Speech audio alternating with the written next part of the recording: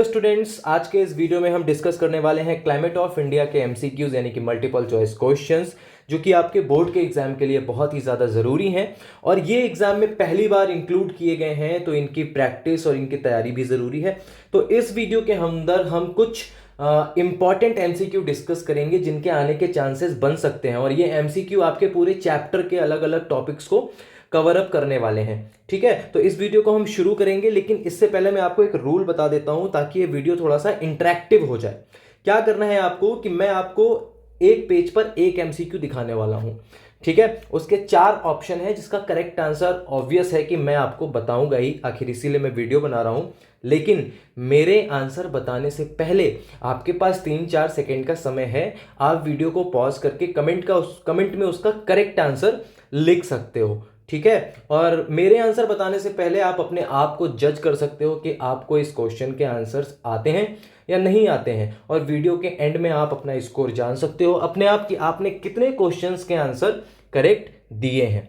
ठीक है, चलो फिर शुरू करते हैं हम पहला क्वेश्चन।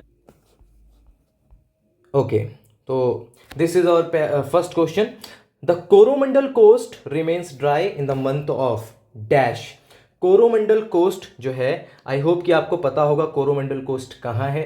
ठीक, अगर आपको नहीं पता है तो मैं आपको बता देता हूँ कि आपका जो ईस्टर्न घाट है, ईस्टर्न घाट का जो सदर्न पार्ट है उसको हम कहते हैं कोरोमंडल कोस्ट, और जो नॉर्दर्न पार्ट है उसको हम बोलते हैं नॉर्दर्न सरकार।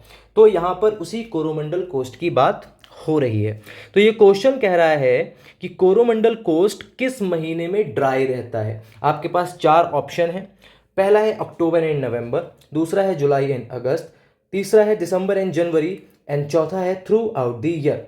अब इसका करेक्ट आंसर आपको बताना है, एंड आई होप कि आपको करेक्ट आंसर पता होगा। नहीं पता है तो मैं बता देता हूं। इसका करेक्ट आंसर है आंसर नंबर बी, यानी कि जुलाई एंड अगस्त।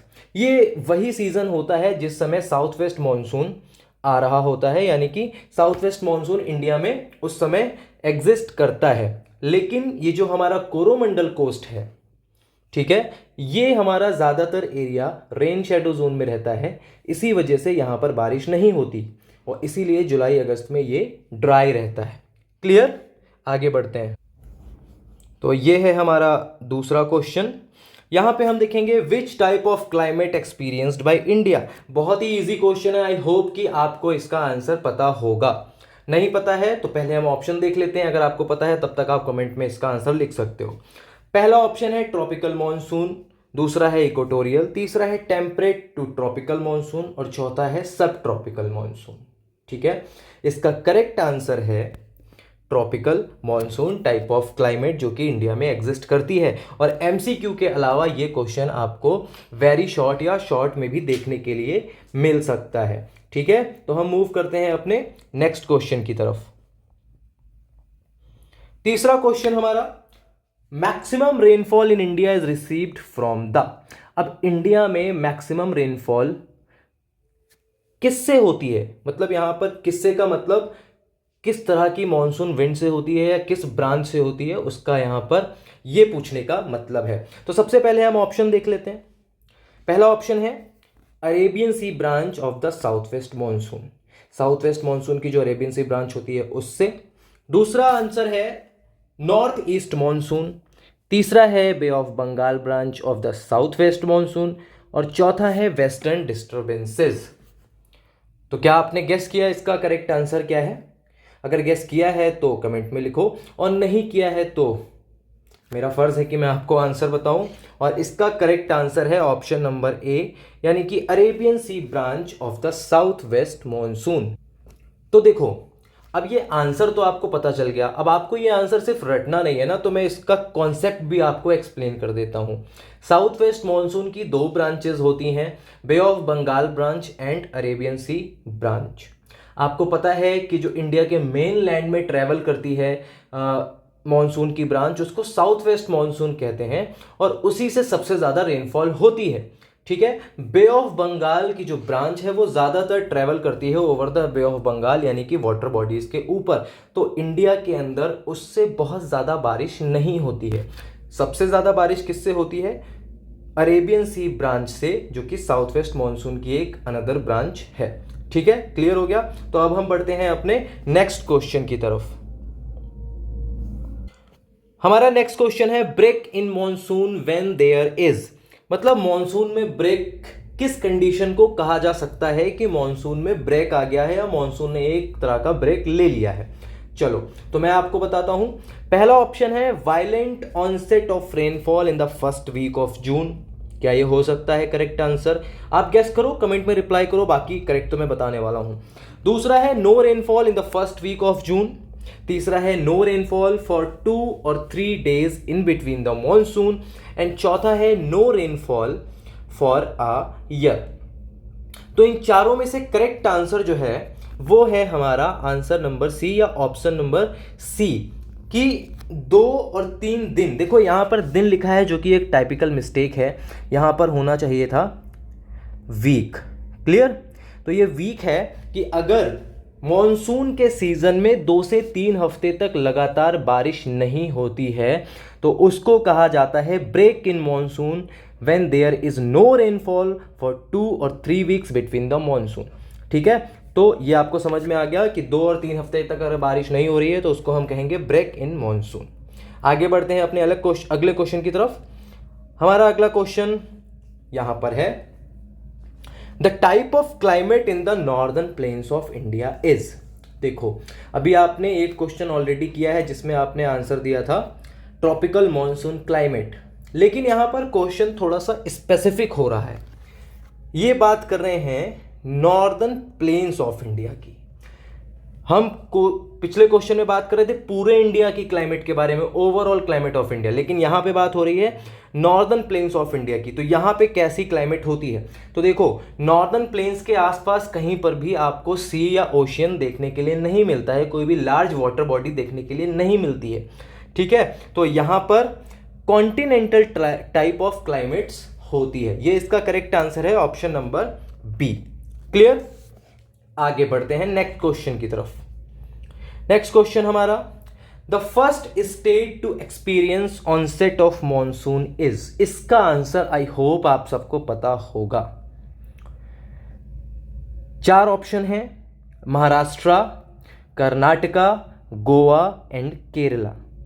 ठीक है, बहुत बात होती है इसके बारे में।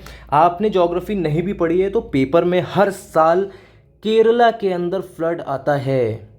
क्यों? क्योंकि सबसे पहले मॉनसून का आगमन यानी अराइवल केरला के कोस्ट पर ही होता है और बहुत ही ज़्यादा हैवी रेनफॉल होती है, ओरोग्राफिक रेनफॉल होती है, जिसकी वजह से यहाँ पर फ्लड आता है every year, every single year. ठीक है, तो इसका करेक्ट आंसर है ऑप्शन नंबर डी, केरला। आगे बढ़ते हैं नेक्स्ट क्वेश्चन की तरफ। This is our next question. Central Maharashtra receive little rainfall because. Central Maharashtra जो है वहां पर बहुत कम रेनफॉल होती है, उसका क्या रीजन है? यहां पर 4 ऑप्शन दिए हुए हैं। पहला है it is not on an elevation. ठीक है, कि इसमें बहुत ज़्यादा ऊंचाई नहीं है।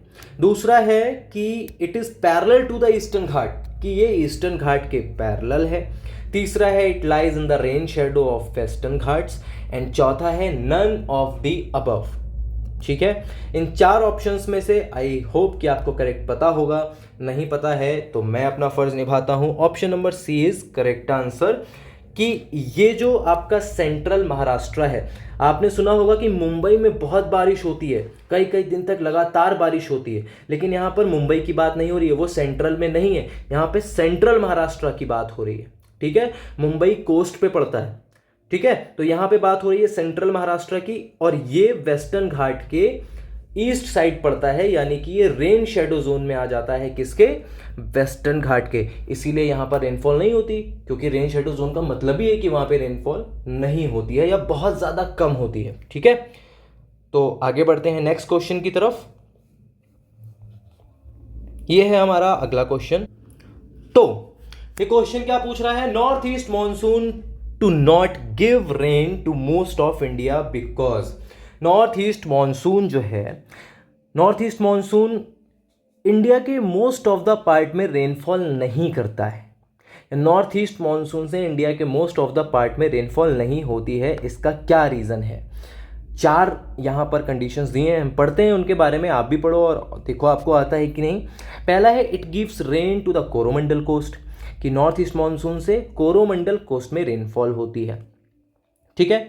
दूसरा है there is high pressure over land and low pressure over water bodies. इनका कहना है कि हाई प्रेशर है लैंड के ऊपर और लो प्रेशर है वाटर बॉडीज के ऊपर। क्या ये करेक्ट है? You know, question option number C, there is no mountain barrier obstructing the winds. क्या ये सही आंसर है? God knows. And last option, the winds are mostly offshore. इन चारों में से करेक्ट आंसर है ऑप्शन नंबर डी, ठीक है। ज्यादातर जो विंड्स हैं नॉर्थ ईस्ट मॉनसून की वो ऑफशोर होती हैं, समंदर के किनारे किनारे से वो इंडिया को क्रॉस कर जाती हैं, वो लैंड पार्ट को बहुत ज़्यादा कवर नहीं करती हैं। क्लियर? इसका करेक्ट आंसर है ऑप्शन डी। आगे बढ़ते हैं, next question. The hot dusty and dry winds blowing in the northern Indian plains during summer is known as. बताओ भाई, गर्म धूल भरी और सूखी हवा जो कि नॉर्दर्न प्लेन्स में चलती है गर्मियों के समय में, सबकी मम्मियां डांटती हैं कि दोपहर में बाहर मत जाओ वरना लू लग जाएगी, है ना। कितना इजी है। आगे बढ़ते हैं, ये होने वाला है हमारा लास्ट क्वेश्चन।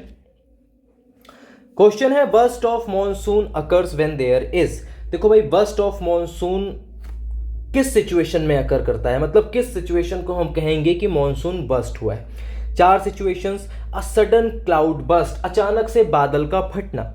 बी है heavy rainfall after a dry spell. अब क्या है कि एक लंबे सूखे के बाद या बहुत दिनों तक बारिश नहीं हो रही है मॉनसून में और उसके बाद हैवी रेनफॉल हो जाती है, क्या इस कंडीशन को हम बस्ट ऑफ मॉनसून कहेंगे। तीसरा है sudden violent onset of the monsoon, ठीक है। अचानक से बहुत ही ज़्यादा तेज़ तर्रार हिंसक प्रवृत्ति का मॉनसून आ जाना और बहुत ज़्यादा बारिश होना, क्या इसको हम कहेंगे बस्ट ऑफ मॉनसून। या फिर a dry spell in the monsoon, या मॉनसून के बीच में अचानक से कई दिनों के लिए बारिश रुक जाना, ठीक है। तो इसके ऑप्शंस आपने देखे, आंसर हो सकता है आपने गेस कर लिया हो, नहीं किया तो मैं बता देता हूँ। इसका आंसर होने वाला है option number C, sudden violent onset of the monsoon, ठीक है। अचानक से बहुत हिंसक प्रवृत्ति का बहुत तेज तर्रार वायलेंट मॉनसून अगर आ जाए तो उसको हम कहते हैं बस्ट ऑफ मॉनसून। क्लियर हो गया? तो ये थी हमारी वीडियो जिसमें हमने डिस्कस किए कुछ इंपॉर्टेंट क्लाइमेट ऑफ इंडिया के एमसीक्यू। नेक्स्ट वीडियो कल आएगी, बहुत ज़्यादा डिले नहीं करेंगे। नेक्स्ट वीडियो कल आएगी जिसमें हम बात करेंगे सॉइल्स के बारे में। इंडिया का जो चैप्टर है सॉइल रिसोर्सेज का, हमारी बुक का, उसके बारे में बात करेंगे। तो सॉइल रिसोर्सेज के एमसीक्यू कल हम उसके बारे में बात करेंगे। आज के वीडियो के लिए इतना ही। आई होप कि आपको कुछ नॉलेज मिली होगी और मज़ा भी आया होगा, एंड आई होप कि आपने आंसर कमेंट बॉक्स में दिए होंगे। तो आज के लिए थैंक यू सो मच।